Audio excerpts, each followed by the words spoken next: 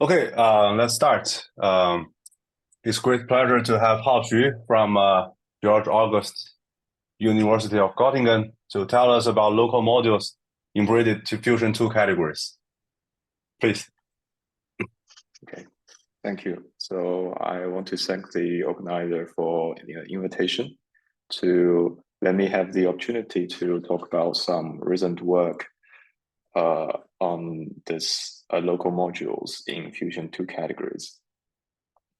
So, but before I dive into details, maybe it's beneficial to show you this interesting periodic table. So, can you see my pointer? Yeah. Yeah. Okay.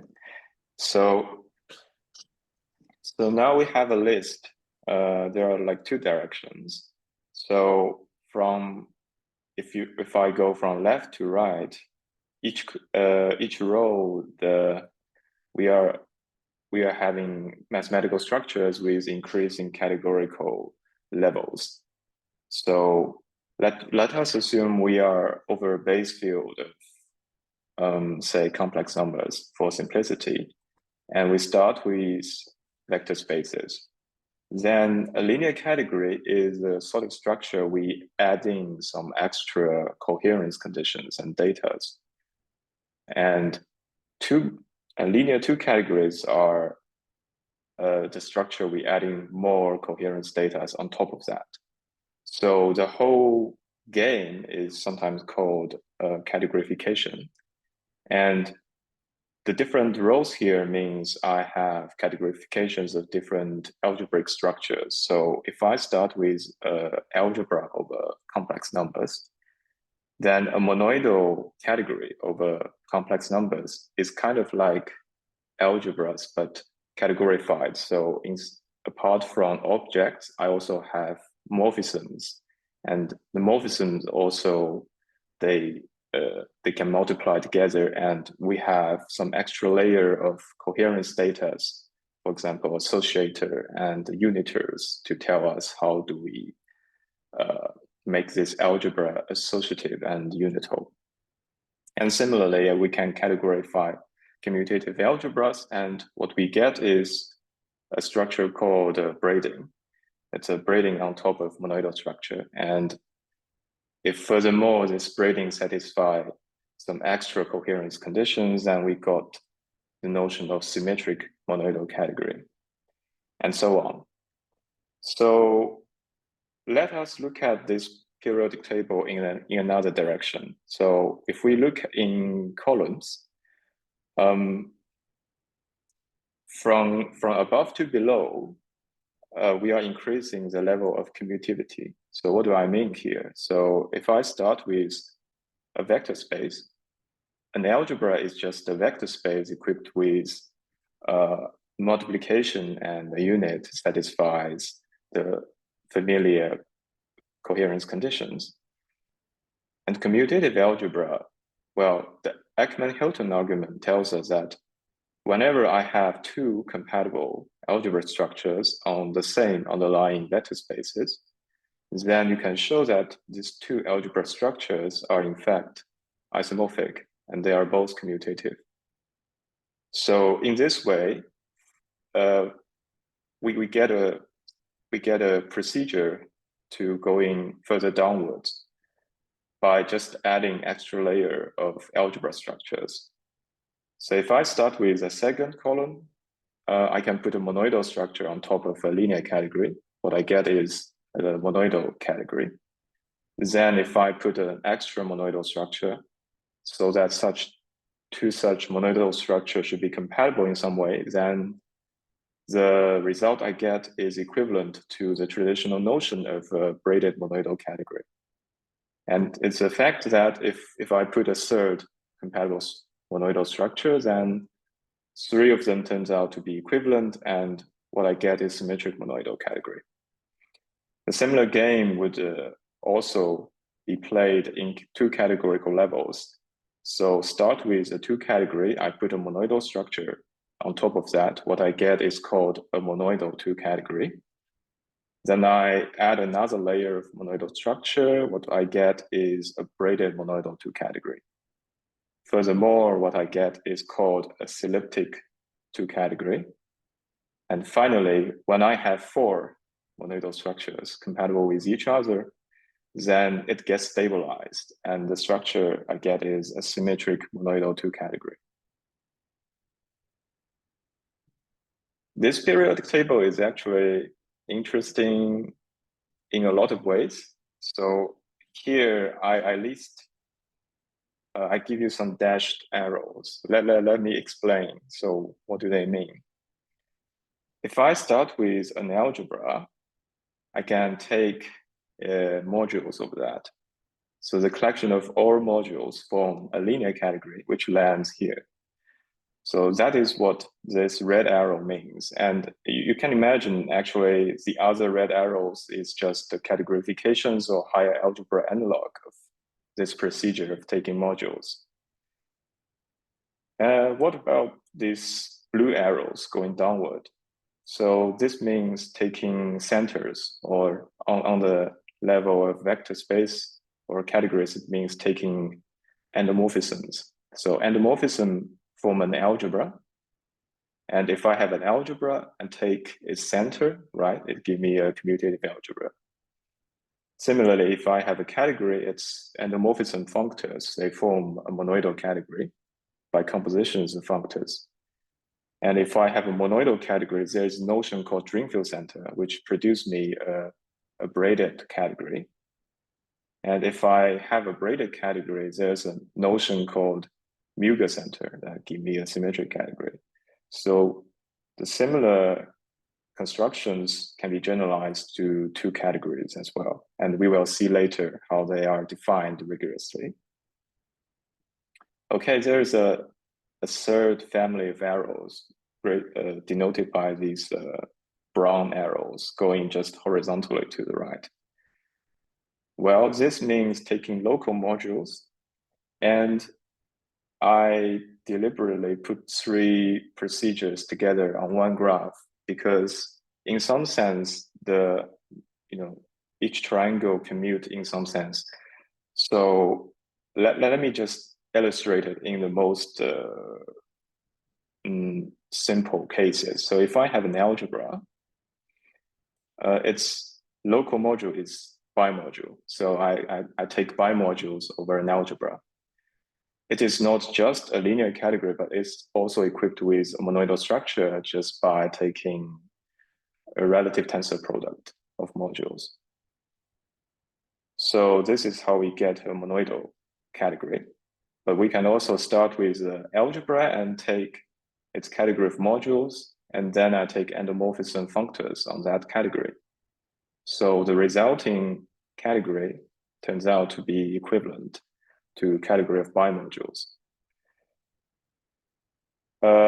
We can also look at this other triangle. So if I start with algebra, I take its center, it gives me a commutative algebra. And then I can take modules of this commutative algebra.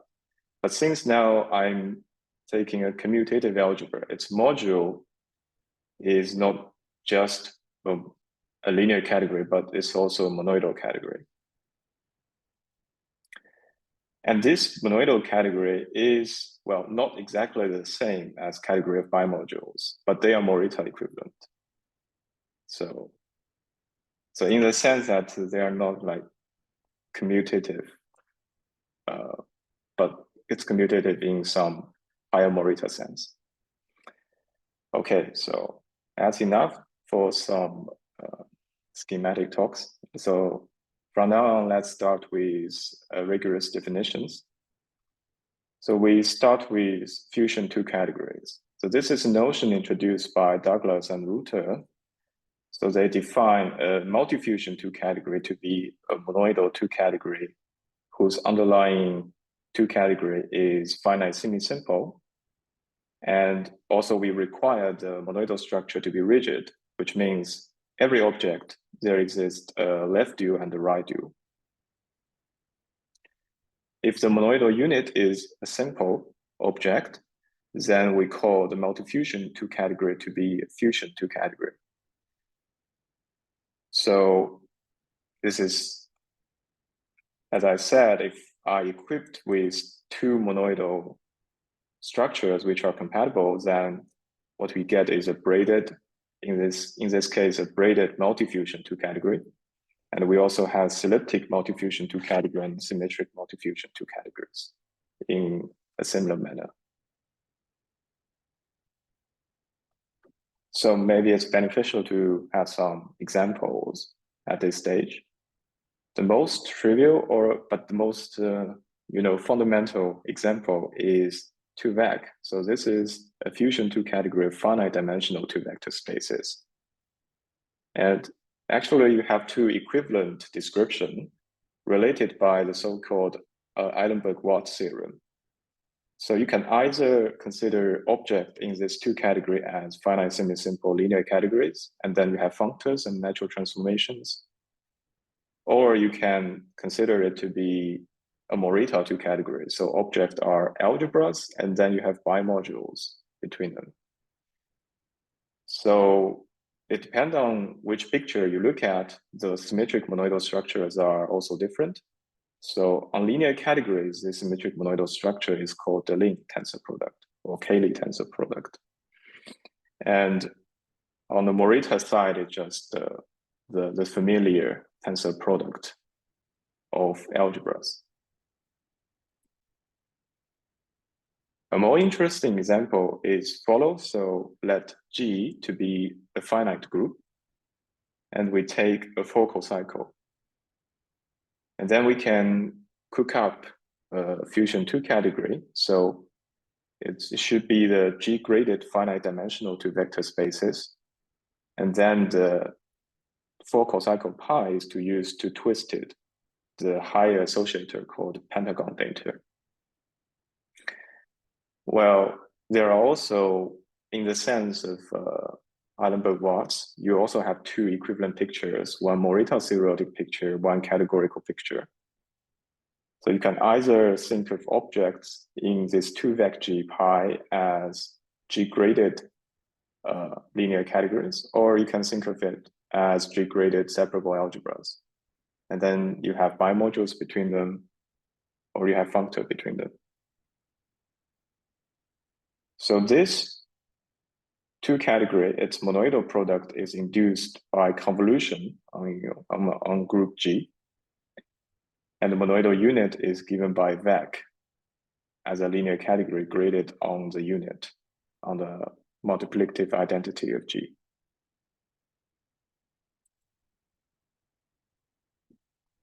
Another example of fusion two category is representations of two groups. So a finite two group. So a finite two group, I mean, I have a two group and its two homotopy groups are both finite. I can define the two category of finite dimensional two representations just by considering collections of two functors from this one point delooping to 2-vec. And it is equipped with a symmetric monoidal structure, which is just pointwise inherited from 2-vec. So in details, if I have two G representations, their product, I first take the product of the underlying linear categories. I take the Ling tensor product, and then I need to have a new two-group action. And this new two-group action is induced by this diagonal structure on the two-group. This is just the same as the situation of one-group representations. So in particular, if I just take a finite two-group and view it as I take finite one-group and view it as a two-group, which means it's pi2 is 0 and pi1 is the one group, then its two representations is equivalent to another fusion two category. So this is a module categories over rep G. And it's the construction is has a name. It's called equivalentization or de-equivalentization, depending on the structures, the directions you pick. So it goes like this. So object in 2RepG, they are finite simple categories with a G action. And I have functors and natural transformations which are equivariant with respect to those G actions. On the other hand, in this fusion 2 category, object are module categories over RepG. And I have module functors and module natural transforms between them. It is important to denote that symmetric monoidal structures are different on these 2 sides. So on 2RepG, the monoidal structure is induced by the link tensor product. But on the right-hand side, the symmetric monoidal structure is induced by relative link tensor product.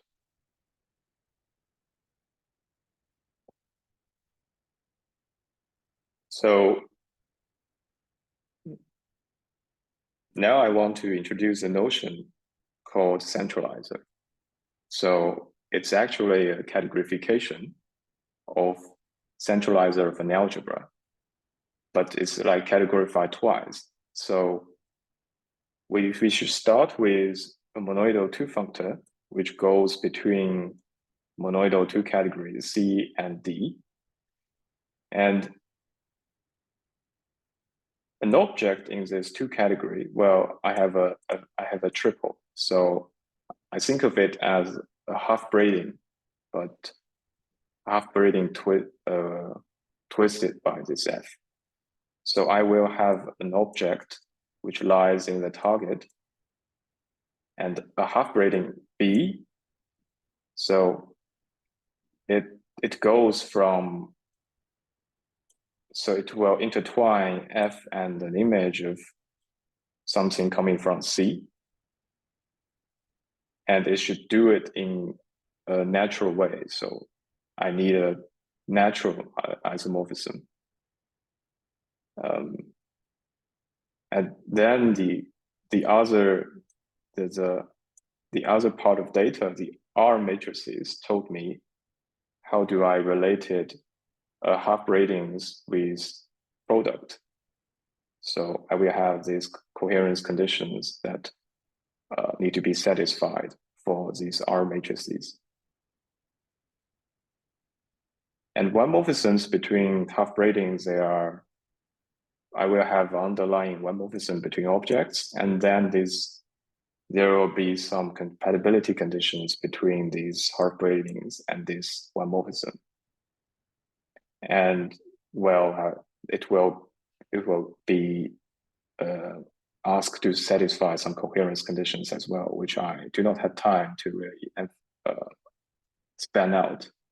But you can have an idea. So here, the coherence conditions are written out in string diagrams. So I read from left to right and from up to down. Two morphisms between half braidings is, well, you have an underlying two morphism which respect all of the coherence conditions that define it above. So they pack together to form a two category. And now I need to tell you the monoidal structure. Well, the monoidal structure is, well, kind of what you will expect. So I take the monoidal product of the underlying object, and then I need to define a new half braiding on this product. And this new half braiding is defined in this way. So I have this diagram, so which is built from coherence data of X or coherence data of Y. Right, and the monoidal unit is given by the underlying monoidal unit together with canonical half braiding. And then, well, so decoupled showed that, so the monoidal centralizer we just see above, it forms So if I am considering a monoidal functor between multifusion two categories, and then this monoidal centralizer is also multifusion. So in this sense, taking monoidal centralizer is preserved in the among multifusion two categories. And if I consider just the identity two functor on the multifusion two category, then I recover the, oh yeah, so here C should be the Frank C. So then I recover the notion called Drinfeld center. So Drinfeld center of a two category, monoidal two category, is a special case of monoidal centralizer. But it is an important case because in this situation, I have a canonical braiding. So it's not just a multifusion two category, but actually a braided multifusion two category.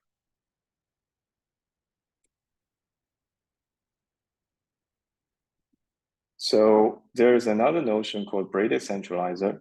So braided centralizer, well, every now monoidal structure is increased by one. So I'm considering braided two functors between braided monoidal two categories. And an object is what I call the half ellipsis. So I will have an object X which lies in the target, and the half ellipsis is half of the ellipsis you will draw for a full elliptic two category. And it will satisfy half of the coherence conditions for ellipsis. So I just quickly go through the definitions, and you will have an idea of what object in this category looks like. The monoidal product is also defined in a similar way. So I take product of the underlying object, and then I define a new half ellipsis on the product. And yeah, so in the end, I will obtain a braided monoidal two category. So what I show in my recent work is that if I consider braided two functor between braided multifusion two categories, then I can prove that this braided centralizer is itself, again, a multifusion. And if I specialize to the case of identity two functor on a braided multifusion two category, yeah, so here A should also be a Frank A. Then I get a elliptic multifusion two category, and it's called the elliptic center of A.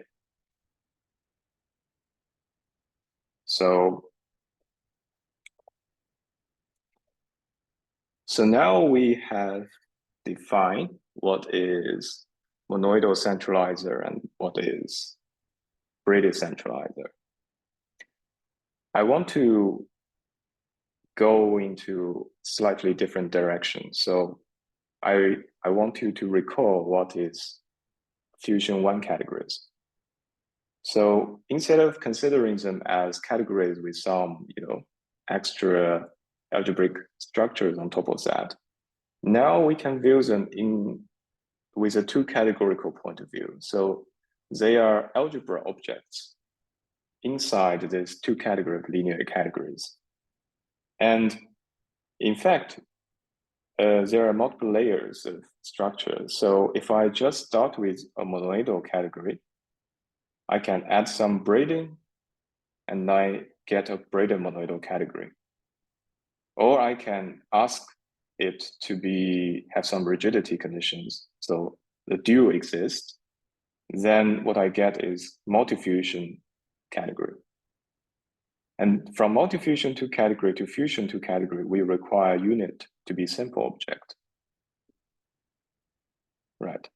So I want to generalize the various structures here to algebras in an arbitrary monoidal two category. So that is a goal. So to do that, I need to first tell you what is an algebra monoidal 2 category.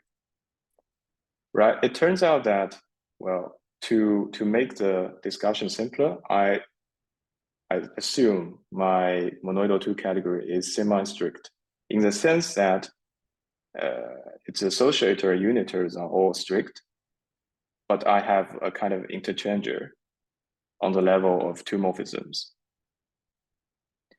It is proved by Gorski that you can always semi-strictify a monoidal 2 category. And so all the discussion here would not lose any generality. So what is an algebra? Well, I have an underlying object. So think of this as a kind of category.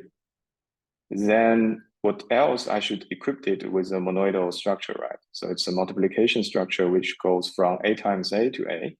And I should have a unit which goes from the monoidal unit to A. And then I will have associators and left and right uniters. So this is exactly the data we need. And these data will need to satisfy pentagon equation and triangle equation. So this is coherence condition 8 and 9. So this defines what is an algebra. Then for braided algebras, well, I will equip it with an extra structure, which is called braiding. So in this general setting, if I have a semi-strict braided monoidal 2 category, a braiding goes like this. So the source is I first take a braiding of the ambient braided monoidal 2 category. So I swap 2 copies of B and then I do the multiplication.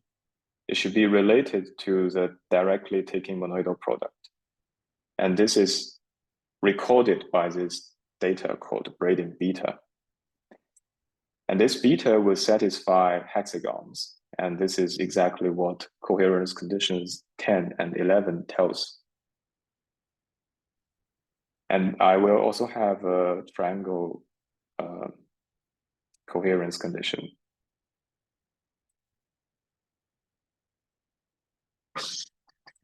So this is another notion called rigid algebra. So rigid algebra is the generalization of multifusion categories.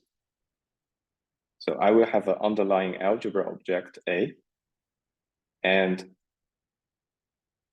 it turns out that for a monoidal category to be multifusion, it is enough to require that your monoidal product has a bilinear left adjoint, right adjoint. So this is the generalization. So I require my multiplication has a right adjoint. And so the unit is denoted by eta and co-unit denoted by epsilon.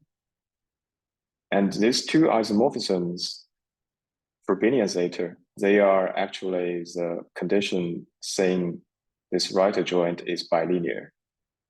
So all these data together says a rigid algebra is an algebra whose multiplication has a bilinear right adjoint. So all the coherence conditions, so from 13 to 14, 15, 16, 17, 18, 19, 20, 21, they are all just a coherence condition that is unpacked from the definition I just mentioned. So now we know a rigid algebra. What is a rigid algebra? A separable algebra is a rigid algebra where my co-unit admit a bilinear section. So this bilinear section gamma is part of data I need to have. And the coherence conditions here just says it's bilinear section. So separable algebras, well, it turns out that Sorry, the separable condition. Yeah, sure. So the separable algebra, if we just ignore all the I don't know the coherence. Can I summarize it as to have M and M right drawing M such that it extend to a condensation monad in the sense of Johnson-Fried? Yeah, exactly. So this is just that's precise, right? The Yeah, unital condensation monad of the unital Auto condensation and monad. Okay, so yeah. so no coherence condition is missing, right? No coherence condition is missing. I see. Okay. Yeah. So yeah, I want to just summarize using this diagram. So we just quickly define a lot of notions, and they are all organized in this diagram. So the last notions I want to mention is the connectedness. So an algebra is called connected if its unit is a simple object in the home one category. So this is just a translation of a fusion category, multifusion category being fusion, right? So now if I start with an algebra in an arbitrary multifusion 2 category, I can add a braiding, then I get a braided algebra, or I can require it to have a bilinear right adjoint. Then I have a rigid algebra, or I can require, if I require its unit to be simple, then I get connected algebra. And the rigid algebra, if it satisfies some further conditions, it's called separable. Okay. Well, in 2vec, just what I mentioned. So a separable connected algebra is a fusion algebra, is a fusion category, and a connected separable braided algebra is a braided fusion category. So although I add a lot of adjectives, they're really just a categorification of some notions we are really already very familiar with. So maybe now at this point, I try to give you some, well, non-trivial examples. So let's start with the braided fusion 2 categories. So what is this? Well, this is Drinfeld center of this fusion 2 category, right? So I just defined the Drinfeld center as a special case of monoidal centralizers. So Davidov and Nixish, they proved that separable braided algebras in this Drinfeld center of mod rep-G, it consists of a braided multifusion category N together with a braided functor. So this braided functor goes from rep-G into M. Well, what is connectivity? Well, connectedness here. Well, connectedness here means that my target M is fusion. So let's take a close look at this structure. So whenever I give you a braided functor from rep-G to M, right, I can factorize it. It's like I can factorize a mapping between set to be a surjective one followed by an injective one. I can also do the same. So I will first factor my rep-G surjectively onto another braided category, which turns out has to be rep-H for some subgroup H determined up to conjugacy. And then I will have an inclusion, an embedding of rep-H into M. So the second map, well, is also sometimes called braided extension. So I can fit it inside a more complicated diagram. So the braided extension is this morphism, and then I can ask Muger center, and how do these two symmetric categories interact with each other? Well, I will have a common intersection, which is rep-H mod N, where N is now a normal subgroup of H. So they will fit together in this structure. So, okay, what do we do next? Recall that we have an equivalence of symmetric fusion two categories by equivalentization and de-equivalentization. So 2 rep G is equivalent to mod of rep G. This induces a braided equivalence between their Drinfeld centers. But on the other hand, fusion two categories, so 2 rep G and 2 vec G, they are Morita equivalent. So their Drinfeld centers has to be the same. And by this theorem of Kong, Tian, and Zhou, we know that the underlying two category of this Drinfeld center is like this.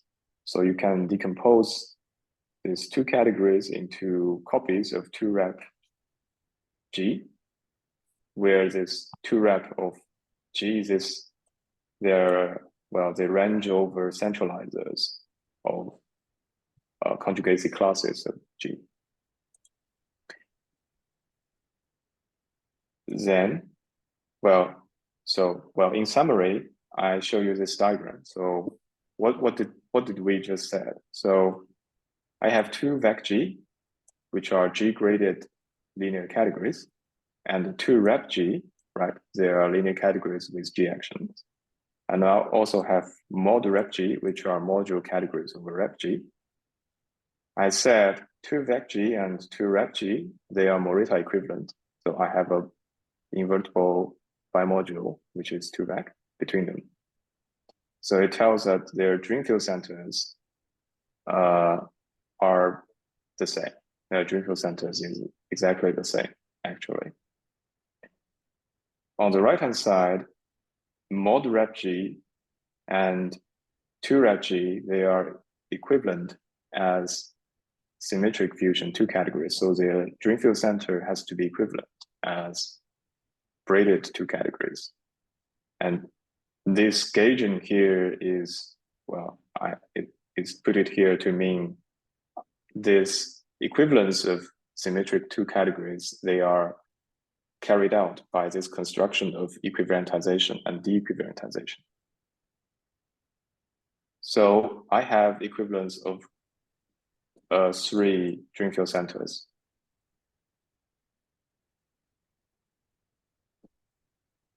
So I also need to recall this notion of G-crossed braided fusion categories. So a G-crossed braided multifusion category is, so I have a G-graded finite semi-simple category. So I have a G-graded category like this. And then I put a compatible rigid monoidal structure. Actually, I just write out the product, but you can also imagine there are also higher coherence data like associators, which should also be compatible with this grading. And then I also have a compatible G action. So the G action permute different G graded component in the way that should respect this grading. And finally, I have a G-crossed braiding. This G-cross braiding is a structure. So if I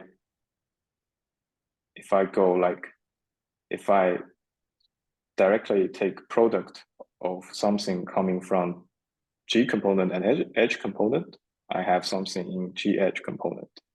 But I can also I swap these two components, and then after swapping, I use this G action on this edge component. And finally, I take their product. I will land in the same G edge component. And I want to have a structure that witness that the two ways should be equivalent. So this data is called G-cross braiding. Okay, using the classification of connected separable braided algebras we mentioned earlier. So in the Drinfeld center of mod rep edge,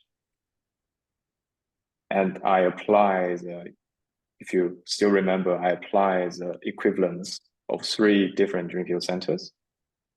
Then I obtain the following result. So I have a characterization of separable braided algebras in Drinfeld center of 2 vec G. So what are they? So they are exactly G-crossed braided multifusion categories. And since, well, if I only take a look at its identity component, then the G-cross braiding restrict to an honest braiding on that. And now I get a braided multifusion category with G action. So this AE, right, then it turns out that this AE actually, it's always of this form. So I will have a braided fusion category N with an edge action, well, where edge is some subgroup of G. And then I take functors from G to N, which is edge equivariant. Then this resulting category is the identity component AE. So moreover, let's consider normal subgroup N of edge, such that, well, I also want to find an alpha, which goes from N to Picard group. Well, that's actually a 3 group. So it's Picard 3 group of N. And that makes the following diagram commute. And I take the maximal normal subgroup N with respect to this property. So actually,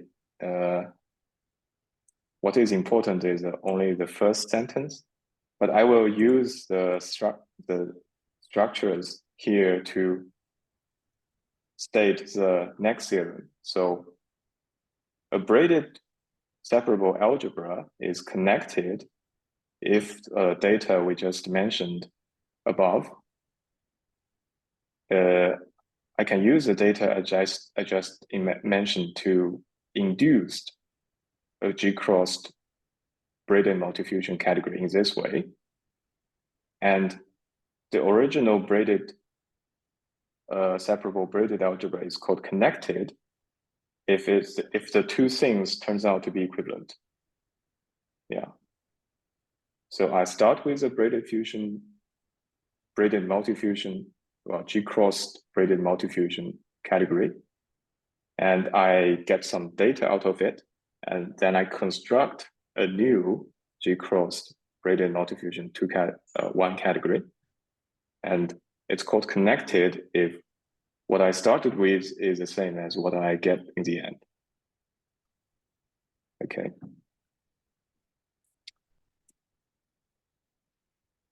And finally, we can turn on the twist. We can turn on the pentagonator, a focal cycle. And we see the classification is actually similar. So the only different part is, yeah, now I have pi, right? So pi will restrict it to my subgroup H to give me a focal cycle on H. So in particular, it gives me a morphism of 3 group from H into this, well, 3 times delooping of multiplicative group of my ground field. And the condition that now I need my alpha to satisfy this condition. So not only I need this square to commute, I also need this square and this square to commute. Well, this square commute automatically. So Picard of N can actually be built out of these 2 part of data. So it's one of these white hat tower of higher groups. But this triangle commute will give me a condition on this row. So it's a kind of ask some group cohomology to vanish. Yeah.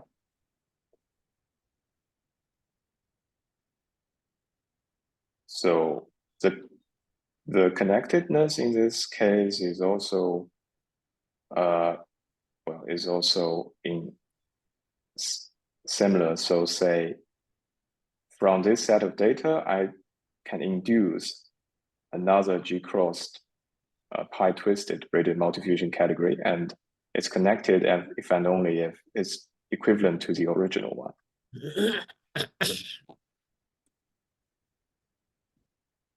Okay, now we have considered different examples of algebras in two categories.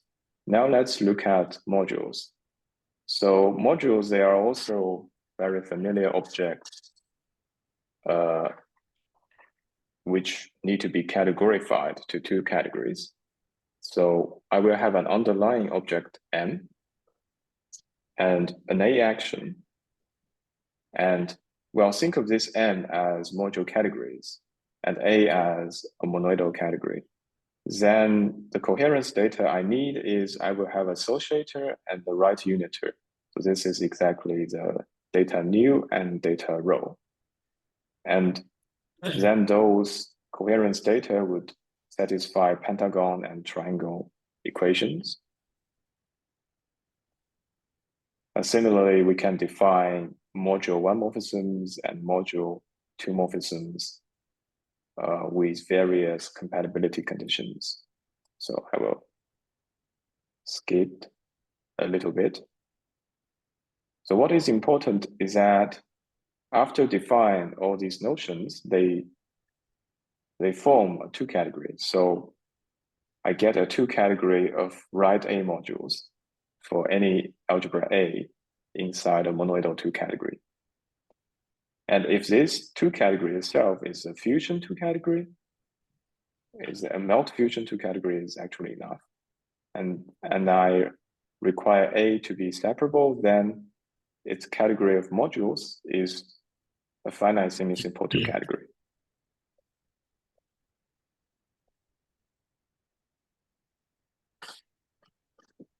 Finally, let me define local modules. So local modules is defined over braided algebras. So given a braided algebras and a right modules over the algebra, I need an actual piece of data which I called holomny. So holomny goes like this.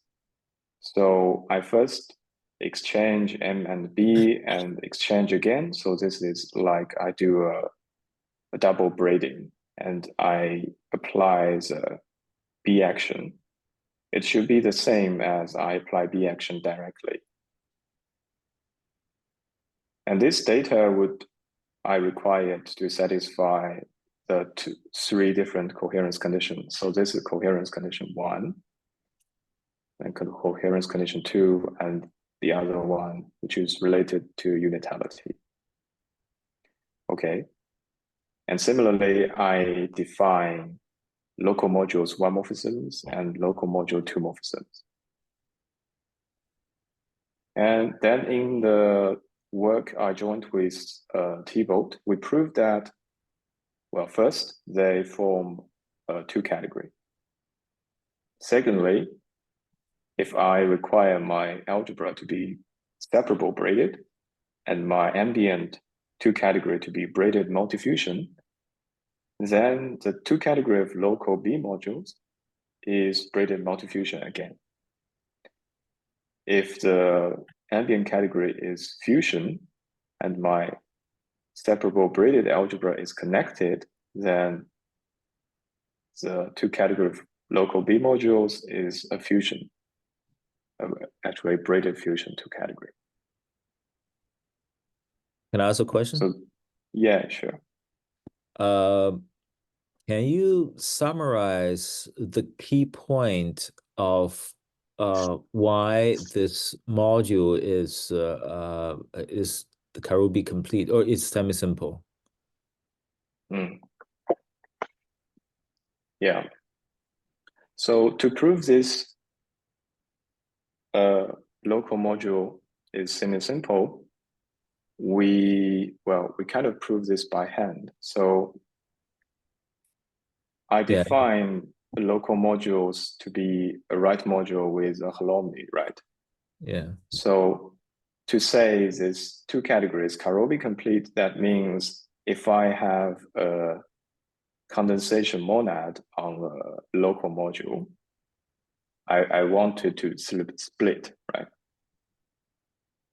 But we already, assuming that you already know that category of right modules, they are Karobi complete. Assuming that, then given a condensation monad of local B modules, you just take the underlying B modules and it will give you a condensation monad of B modules which split. And then I show that on the split image, I can have a holomny, which is just constructed from the condensation monad data together with a holomny on the original thing. Then you show that it actually split. The splitting is lifted to local B modules. So that is how you show it is Karobi complete. So basically what you're saying is that all this, actually what you need to show is also all these local properties are sort of compatible with the condensation procedure, right? You have the condensation procedures, you have any other things you added, that's automatically some arrows parallel lifted. That's the basic point, right? So then yeah, but I won't really say it's automatic because the proof, just in the diagrammatic level is kind of tricky. It's not really tricky. But it takes a lot of time to prove that. I see. So that means that you seem to suggest that that summarization, you want to say that summarization is correct, but non-trivial to see. It's a time-consuming task, but when you're actually performing it, it's you know where to go. You roughly know where to go. Yeah. So is it what you were saying is that that thing cannot be formalized in a more more compact way to make it like to formulate a theorem. What kind of properties can automatically this thing will work? Instead of checking it directly using all this coherent diagram, that's really, really complicated. Actually, I have an idea. I think if I have a correct foundation, then the proof would be, it's actually a saying of Gross-Stendijk that if you find a proof too complicated, that's because you don't have the correct definition. So once you have the correct definition, all the proofs should be trivial. Kind of trivial. Could be, yeah. So maybe the argument here is so far the higher categorical foundations we have does not yet provide us with those powerful tools. So we still need to check some diagrams by hand. Yeah. But so we know but we know that the correct coherence condition should always be some kind of canonical one. So you don't really have other choices. Usually you only have, on each diagram, on each step, you have two moves you are allowed to perform. Okay. And if you perform these two moves, and in the end, they should be, joined together back again. So it's a kind of suggestion that the space of choice is contractible. So there should be a canonical way of doing this. Yeah. Okay. Thank you. Yeah. Thanks for the question. Any other questions before I move on? Can I also ask a question, which I think is related to the question of Kong Liang? I think in in the fusion category case, sometimes we prove is Carol being complete or it's semi-simple. We prove the home space are matrix algebras. So I think here, if we want to prove something semi-simple, we need to show some home spaces a multifusion category. So is there any specific technique of proving that? Can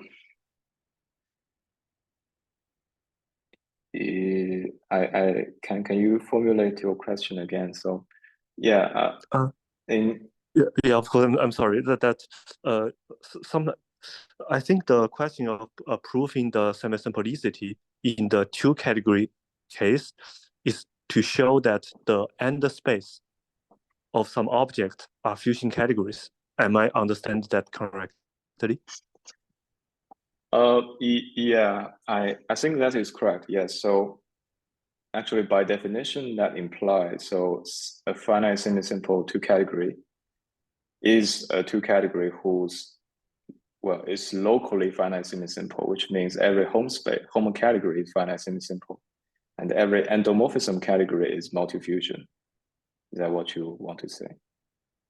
But yes. So if you want to prove, if you have a two category at your hand and you want to prove it's finite semi-simple, usually you don't start with definition because it's difficult to check actually.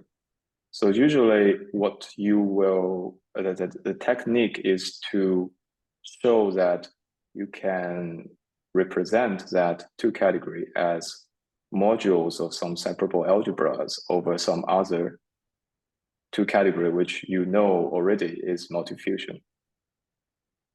I see. Yeah, it's a kind of Ostrich theorem. Yeah, then you use the result of the T-bolt and to show that it's already multifusion, finite semi-simple. Yeah. I see. Thanks. Yeah. Yeah, if you drop the linear condition, maybe it's a bit more difficult. Yeah. But in this linear setting, you can have this two Ostrich theorem to really powerful theorem to help you to prove a lot of categories are finite semi-simple. Okay. Now let's move on to our do I have half an hour left? Yeah. Okay, yeah. Okay, thank you. So yeah, let me move on to the next topic, which is Lagrangian algebras.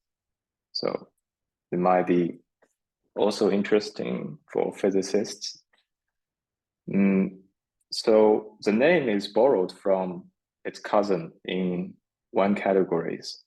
So a connected Lagrangian algebra is just a connected separable braided algebra whose category of local modules are trivial. So I require the category of local modules is equivalent to 2vec. So in the work of me and T-bolt, we proved that our notion of local modules reproduce a notion defined by Davidoff and Nixig called braided module categories. So yeah, so if I consider a braided fusion category, they are braided separable algebras in 2vec.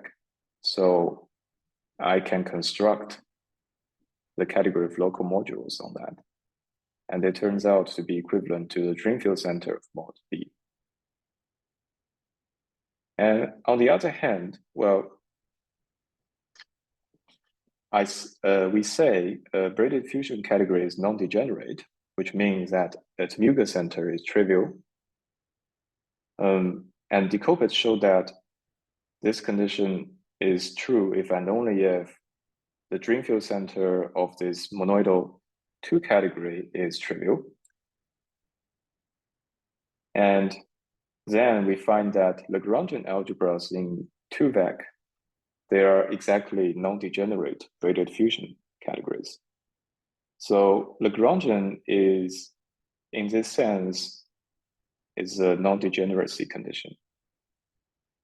And that actually, it's interesting that usually we look at Lagrangian algebras inside non-degenerate braided fusion categories. And well, it turns out that they are itself Lagrangian in a 2 category. So there's this nesting of structures in this situation. So Thibault and I also proved this property I call the invariance on the change of basis. So the setup is, so I have 2 braided algebras, A and B, and a braided algebra 1 morphisms F going from A to B. Then I can endow B with a local A module structure. So this procedure is canonical.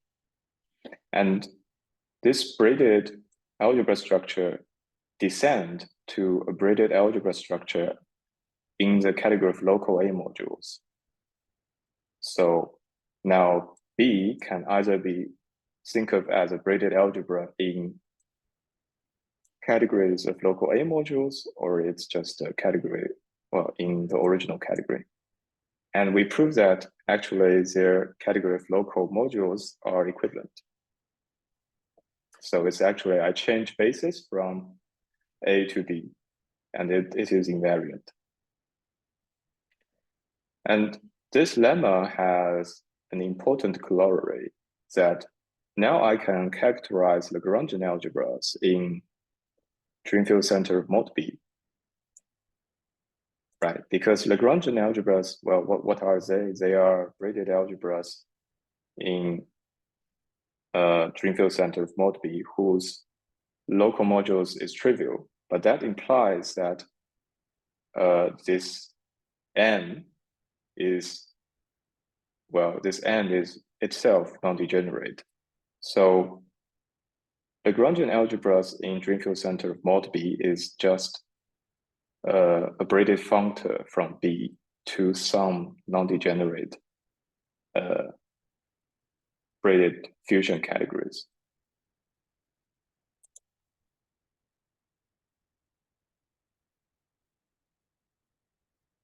And then I use this equivalent. So, okay, now we know Lagrangian algebras in Drinfeld center mod B. So in particular, we know Lagrangian algebras in Drinfeld center of mod rep G. And I will play the same game to use the structure there to find Lagrangian algebras in Drinfeld center of 2-vec G. So we already showed that, well, I already showed you the classification of connected separable braided algebras. So they are classified by this set of data. So H is a subgroup of G, N is a normal subgroup of H, and this curly N is a braided fusion category, and rho is H action on N, and alpha is N cross the extension of this curly N. Well, this set of data determines a Lagrangian algebra if and only if this normal subgroup is just H itself, and this braided fusion category curly N need to be non-degenerate. And the Lagrangian algebras in the twisted case is actually very similar. I also need N to be the subgroup H, and the braided fusion category curly N is non-degenerate. It is just in the twisted case, I have some extra vanishing cohomological data vanishing conditions on the data, on this set of data. But the condition of being Lagrangian is actually the same. Okay, well, we now know what Lagrangian algebra is. What is that good for? It's actually give us a classification of so-called bosonic fusion two categories. So a fusion two category is called bosonic if I consider omega c. So omega c means I take the endomorphism category of the monoidal unit. So omega c, where c is a fusion two category, is a braided fusion one category. So I can take its Muger center. So its Muger center is a symmetric fusion one category. And we say C is bosonic if this symmetric one category is Tanakian. So it is equivalent to rep G for some finite group G. And Decopet showed that actually every bosonic fusion two category is Morita equivalent to a bosonic strongly fusion two category. So, so every such, if a C fusion two category C satisfies this condition, then it is Morita equivalent to 2 vec G pi, the familiar friend we've seen many times in this talk. And in particular, the Morita equivalence implies that their Drinfeld center are equivalent as braided two categories.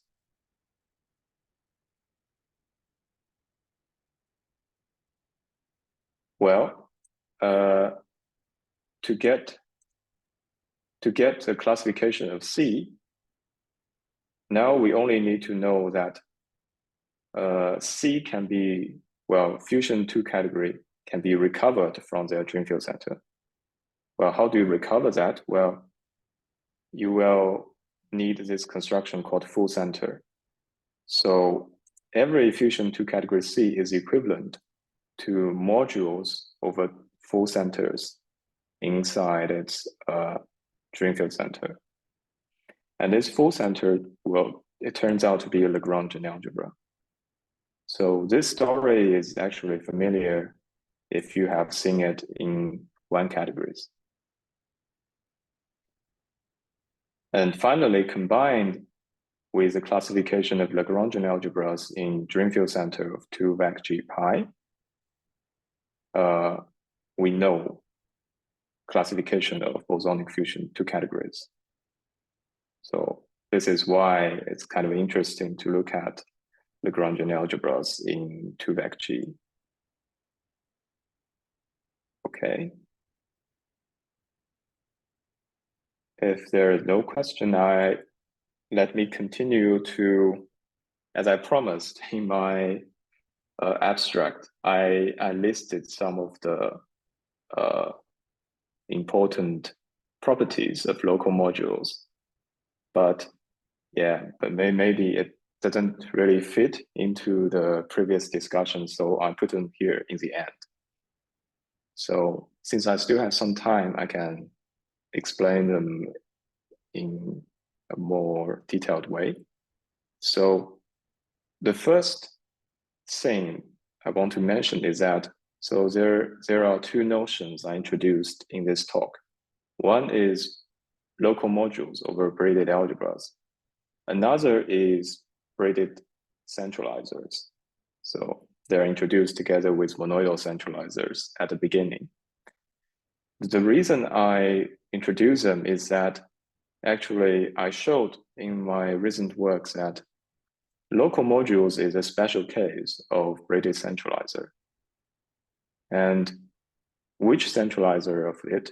Well, whenever I have a braided algebra, separable braided algebra in a braided multifusion two category, I can consider free modules. So free modules, in priori, it give me a monoidal two functor from, well, curly B to category of B modules, right? I send every object to the free B modules like this.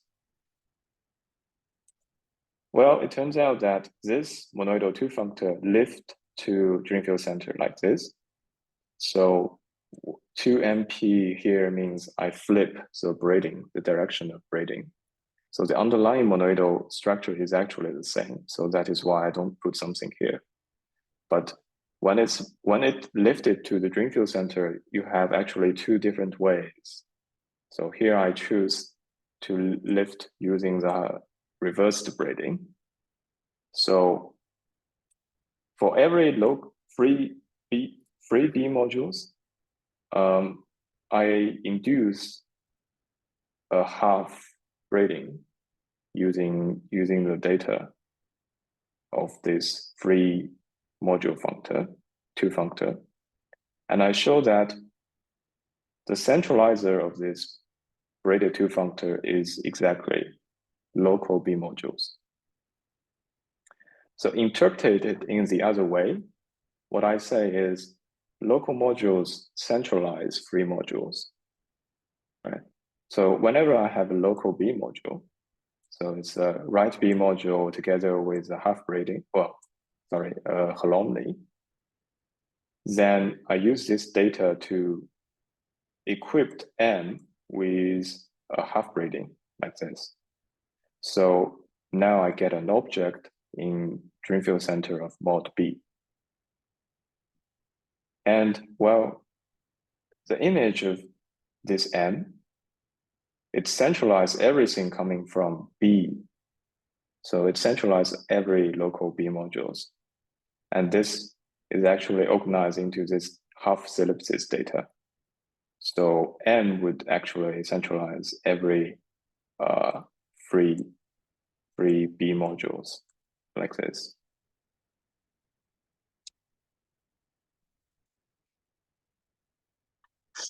Another property I proved, which is it's actually a phenomenon that is new in this two categorical setting, is reciprocity.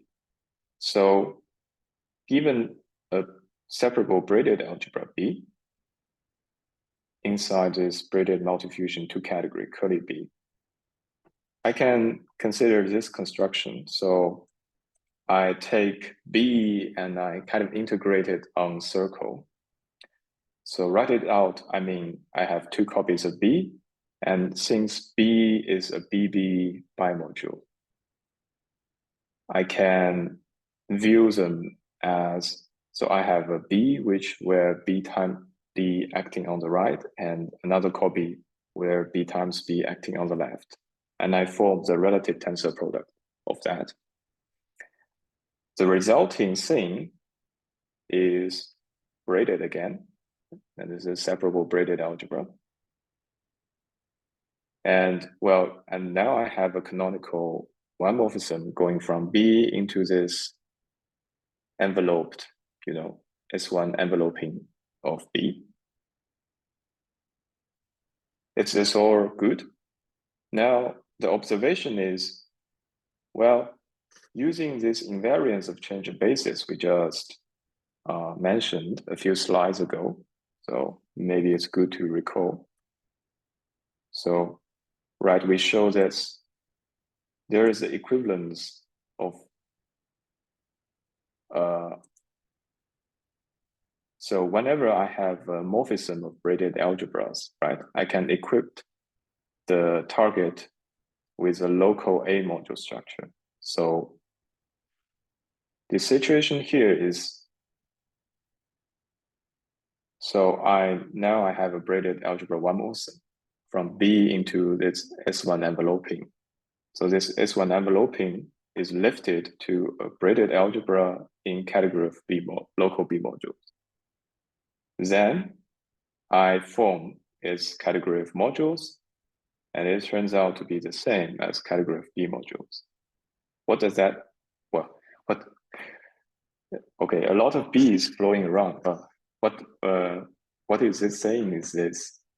So it's like in monoidal one categories, whenever I have a module, I have an algebra A, its category of A modules is equivalent to category of AA bimodules in category of AA bimodules. So it's kind of similar to this one categorical case. So this reciprocity implies that the original braided fusion, multifusion to category B is equivalent to, I first take category of local B modules, and inside this braided multifusion two categories, I take the local modules over its one enveloping, and I get back. So it's like I have a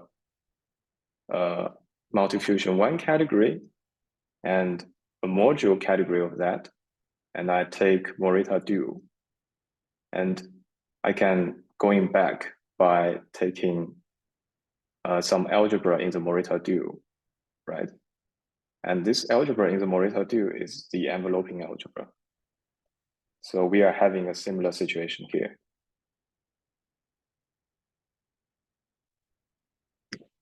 So using this reciprocity, we show that I have a double centralizer theorem in this case. So the free B modules and local B modules, they centralize each other inside the Drinfeld center of mod B. And this means that if I consider their product, so their product going inside this Drinfeld center of mod B, and I take braided centralizer of the entire thing, I just get the elliptic center of B.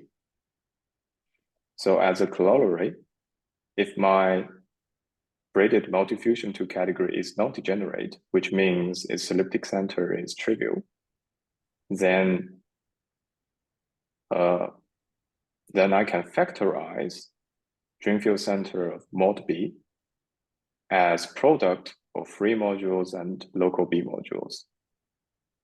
And in particular, if this, if this braided separable algebra is a trivial algebra, then I obtain this factorization of curly B itself. So whenever I have a non-degenerate braided multifusion two category, its Drinfeld center factorized as two copies of B. And I think it's all I want to talk about. Yeah, thank you for the attention. Thank you very much. Are there any questions? I have a little puzzled by this result because